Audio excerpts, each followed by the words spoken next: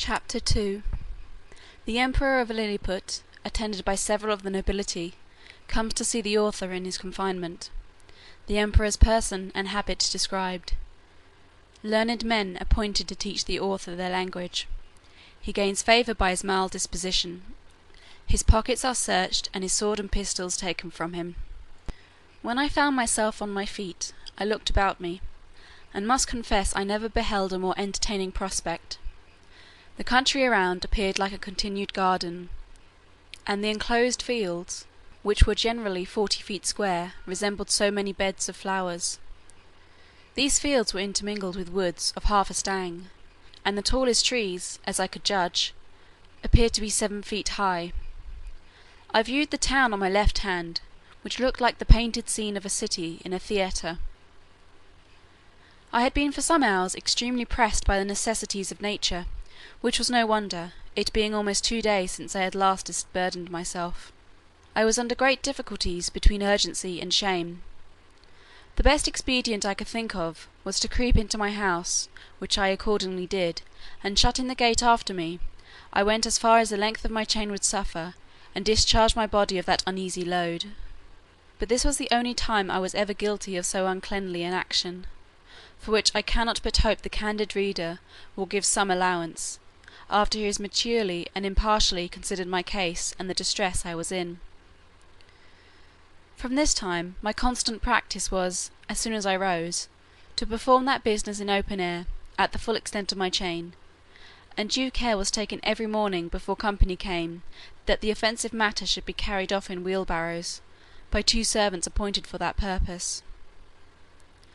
I would not have dwelt so long upon a circumstance that, perhaps at first sight, may appear not very momentous, if I had not thought it necessary to justify my character, in point of cleanliness, to the world, which, I am told, some of my maligners have been pleased, upon this and other occasions, to call in question. When this adventure was at an end, I came back out of my house, having occasion for fresh air. The emperor was already descended from the tower, and advancing on horseback towards me, which had like to have cost him dear, for the beast, though very well trained, yet wholly unused to such a sight, which appeared as if a mountain moved before him, reared up on his hind feet; but that prince, who is an excellent horseman, kept his seat, till his attendants ran in, and held the bridle, while his majesty had time to dismount.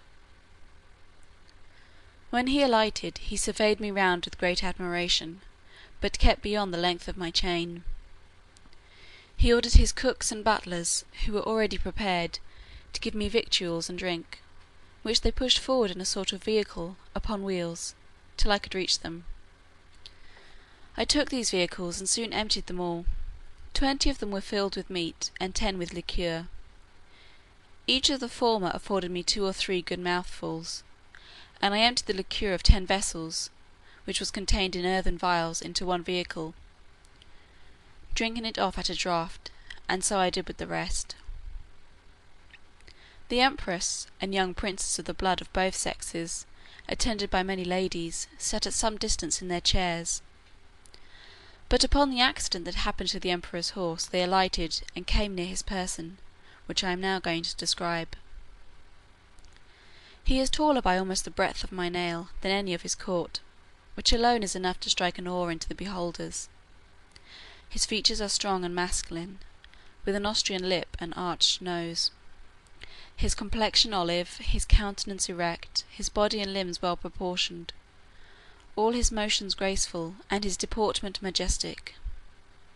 He was then past his prime, being 28 years and 3/4 old, of which he had reigned about 7 in great felicity, and generally victorious.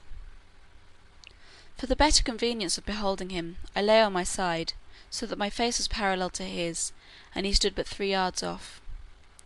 However, I have had him since many times in my hand, and therefore cannot be deceived in the description.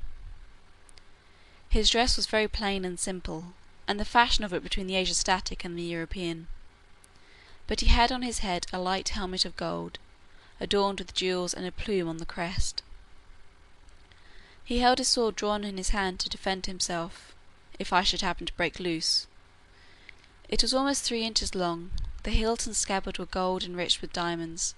His voice was shrill, but very clear and articulate, and I could distinctly hear it when I stood up. The ladies and courtiers were all magnificently clad, so that the spot they stood upon seemed to resemble a petticoat spread upon the ground, embroidered with figures of gold and silver. His imperial majesty spoke often to me, and I returned answers, but neither of us could understand a syllable. There were several of his priests and lawyers present, as I conjectured by their habits, who were commanded to address themselves to me, and I spoke to them in many languages as I had the least smattering of, which were High and Low Dutch, Latin, French, Spanish, Italian, and Lingua Franca, but all to no purpose. After about 2 hours the court retired, and I was left with a strong guard, to prevent the impertinence, and probably the malice of the rabble, who were very impatient to crowd about me as near as they durst, and some of them had the impudence to shoot their arrows at me, as I sat on the ground by the door of my house, whereof one very narrowly missed my left eye. But the colonel ordered 6 of the ringleaders to be seized, and thought no punishment so proper as to deliver them bound into my hands, which some of his soldiers accordingly did, pushing them forward with the butt ends of their pikes into my reach. I took them in my right hand, put 5 of them into my coat pocket, and as to the 6th, I made a countenance as if I would eat him alive.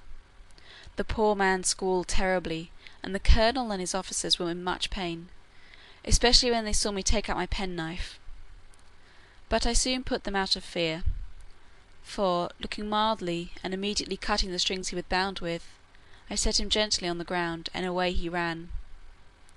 I treated the rest in the same manner, taking them one by one out of my pocket; and I observed both the soldiers and people were highly delighted at this mark of my clemency, which was represented very much to my advantage at court. Towards night I got with some difficulty into my house, where I lay on the ground, and continued to do so about a fortnight, during which time the emperor gave orders to have a bed prepared for me.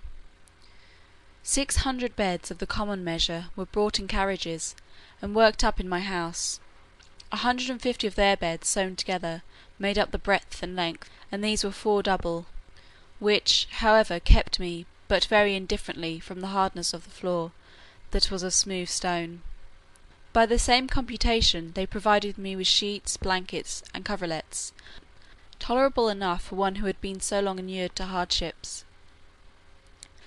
As the news of my arrival spread through the kingdom, it brought prodigious numbers of rich, idle, and curious people to see me, so that the villages were almost emptied, and a great neglect of tillage and household affairs must have ensued, if his imperial majesty had not provided, by several proclamations and orders of state, against this inconveniency. He directed that those who had already beheld me should return home, and not presume to come within 50 yards of my house, without license from the court, whereby the secretaries of state got considerable fees. In the meantime the emperor held frequent councils, to debate what course should be taken with me; and I was afterwards assured by a particular friend, a person of great quality, who was as much in the secret as any, that the court was under many difficulties concerning me. They apprehended my breaking loose, that my diet would be very expensive, and might cause a famine.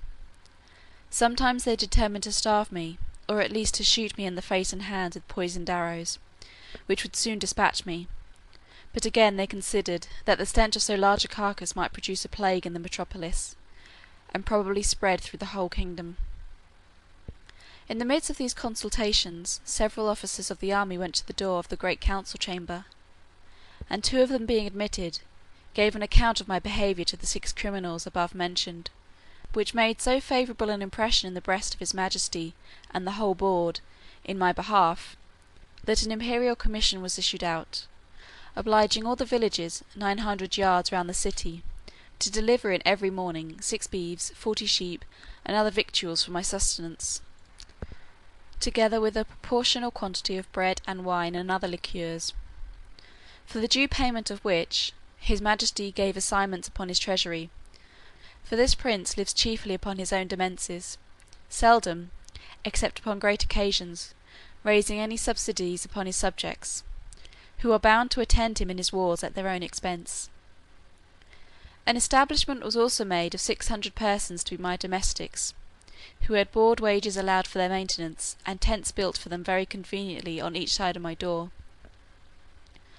It was likewise ordered that 300 tailors should make me a suit of clothes, after the fashion of the country, that 6 of his majesty's greatest scholars should be employed to instruct me in their language, and lastly, that the emperor's horses, and those of the nobility and troops of the guards, should be frequently exercised in my sight, to accustom themselves to me. All these orders were duly put in execution, and in about 3 weeks I made a great progress in learning their language, during which time the emperor frequently honoured me with his visits, and was pleased to assist my masters in teaching me. We began already to converse together in some sort, and the first words I learnt were to express my desire that he would please give me my liberty, which I every day repeated on my knees. His answer, as I could comprehend it, was, that this must be the work of time, not to be thought on without the advice of his council, and that first I must lumos celmin pesso desmalon eposo, that is, swear a peace with him and his kingdom. However, that I should be used with all kindness. And he advised me to acquire, by my patience and discreet behaviour, the good opinion of himself and his subjects. He desired I would not take it ill if he gave orders to certain proper officers to search me, for probably I might carry about me several weapons, which must needs be dangerous things, if they answered the bulk of so prodigious a person. I said, his majesty should be satisfied, for I was ready to strip myself, and turn my pockets before him. This I delivered part in words and part in signs. He replied, that by the laws of the kingdom I must be searched by 2 of his officers, that he knew this could not be done without my consent and assistance, and he had so good an opinion of my generosity and justice as to trust their persons in my hands, that whatever they took from me should be returned when I left the country, or paid for at the rate which I would set upon them. I took up the 2 officers in my hands, put them first in my coat pockets, and then into every other pocket about me, except my 2 fobs, and another secret pocket, which I had no mind should be searched, wherein I had some little necessities that were of no consequence to any but myself. In one of my fobs there was a silver watch, and in the other a small quantity of gold in a purse. These gentlemen, having pen, ink, and paper about them, made an exact inventory of everything they saw, and when they had done, desired I would set them down, that they might deliver it to the emperor. This inventory I afterwards translated into English, and is, word for word, as follows. Imprimis. In the right coat pocket of the great Man Mountain, for so I interpret the words quinbus flesterin, after the strictest search, we found only one great piece of coarse cloth, large enough to be a footcloth for your majesty's chief room of state. In the left pocket we saw a huge silver chest, with a cover of the same metal, which we, the searchers, were not able to lift. We desired it should be opened, and one of us stepping into it, found himself up to the mid-leg in a sort of dust, some part whereof flying up to our faces set us both a-sneezing for several times together.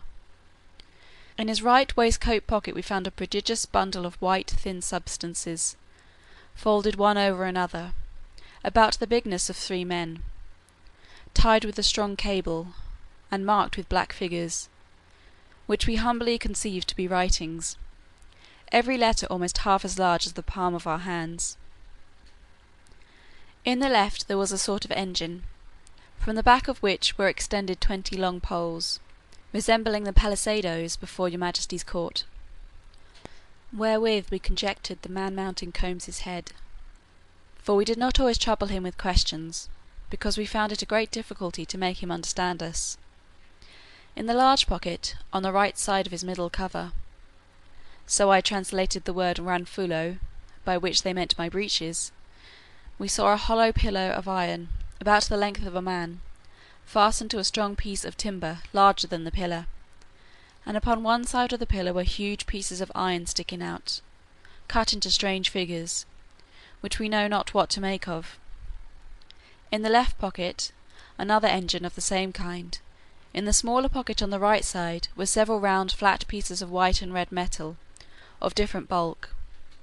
Some of the white, which seemed to be silver, were so large and heavy that my comrade and I could hardly lift them. In the left pocket were two black pillars irregularly shaped. We could not, with difficulty, reach the top of them, as we stood at the bottom of his pocket. One of them was covered, and seemed all of a piece, but at the upper end of the other there appeared a white round substance, about twice the bigness of our heads.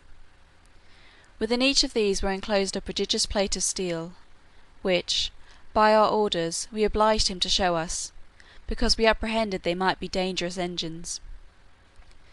He took them out of their cases, and told us, that in his own country his practice was to shave his beard with one of these, and cut his meat with the other. There were two pockets which we could not enter. These he called his fobs. They were two large slits cut into the top of his middle cover, but squeezed closed by the pressure of his belly. Out of the right fob hung a great silver chain, with a wonderful kind of engine at the bottom. We directed him to draw out whatever was at the end of that chain, which appeared to be a globe, half silver and half of some transparent metal, for, on the transparent side, we saw certain strange figures circularly drawn, and thought we could touch them, till we found our fingers stopped by the lucid substance. He put this engine into our ears, which made an incessant noise, like that of a water-mill, and we conjecture it is either some unknown animal, or the god that he worships; but we are more inclined to the latter opinion, because he assured us, if we understood him right, for he expressed himself very imperfectly, that he seldom did anything without consulting it. He called it his oracle, and said, it pointed out the time for every action of his life. From the left fob he took out a net almost large enough for a fisherman, but contrived to open and shut like a purse, and served him for the same use. We found therein several massy pieces of yellow metal, which, if they be real gold, must be of immense value. Having thus, in obedience to your majesty's commands, diligently searched all his pockets, we observed a girdle about his waist made of the hide of some prodigious animal, from which, on the left side, hung a sword of the length of 5 men, and on the right, a bag or pouch divided into 2 cells, each cell capable of holding 3 of your majesty's subjects. In each of these cells were several globes, or balls, of a most ponderous metal, about the bigness of our heads, and requiring a strong hand to lift them. The other cell contained a heap of black grains, but of no great bulk or weight, for we could hold above 50 of them in the palm of our hands. This is an exact inventory of what we found about the body of the man-mountain, who used us with great civility, and due respect to your majesty's commission. Signed and sealed on the 4th day of the 89th moon of your majesty's auspicious reign. Clefrin Freelock, Marcy Freelock. When this inventory was read over to the emperor, he directed me, although in very gentle terms, to deliver up several particulars. He first called for my scimitar, which I took out, scabbard and all. In the meantime he ordered 3,000 of his choicest troops, who then attended him, to surround me at a distance, with their bows and arrows just ready to discharge. But I did not observe it, for mine eyes were wholly fixed upon his majesty. He then desired me to draw my scimitar, which, although it had got some rust by the sea water, was, in most parts, exceedingly bright. I did so, and immediately all the troops gave a shout between terror and surprise, for the sun shone clear, and the reflection dazzled their eyes. As I waved the scimitar to and fro in my hand, his majesty, who is a most magnanimous prince, was less daunted than I could expect. He ordered me to return it into the scabbard, and cast it on the ground as gently as I could, about 6 feet from the end of my chain. The next thing he demanded was of the hollow iron pillars, by which he meant my pocket pistols. I drew it out, and at his desire, as well as I could, expressed to him the use of it, and charging it only with powder, which, by the closeness of my pouch, happened to escape wetting in the sea, an inconvenience against which all prudent mariners take special care to provide, I first cautioned the emperor not to be afraid, and then I let it off in the air. The astonishment here was much greater than at the sight of my scimitar. Hundreds fell down as if they had been struck dead, and even the emperor, although he stood his ground, could not recover himself for some time. I delivered up both my pistols in the same manner as I had done my scimitar, and then my pouch of powder and bullets, begging him that the former might be kept from fire, for it would kindle with the smallest spark, and blow up his imperial palace into the air. I likewise delivered up my watch, which the emperor was very curious to see, and commanded two of his tallest yeoman guards to bear it on a pole upon their shoulders, as draymen in England do a barrel of ale. He was amazed at the continual noise it made, and the motion of the minute hand, which he could easily discern, for their sight is much more acute than ours. He asked the opinions of his learned men about it, which were various and remote, as the reader may well imagine without my repeating, although indeed I could not very perfectly understand them. I then gave up my silver and copper money, my purse, with 9 large pieces of gold, and some smaller ones, my knife and razor, my comb and silver snuff box, my handkerchief and journal book. My scimitar, pistols, and pouch were conveyed in carriages to his majesty's stores, but the rest of my goods were returned to me. I had, as I before observed, one private pocket, which escaped their search, wherein there was a pair of spectacles, which I sometimes use for the weakness of mine eyes, a pocket perspective, and some other little conveniences, which, being of no consequence to the emperor, I did not think myself bound in honour to discover, and I apprehended they might be lost or spoiled if I ventured them out of my possession. Chapter 2 Part 1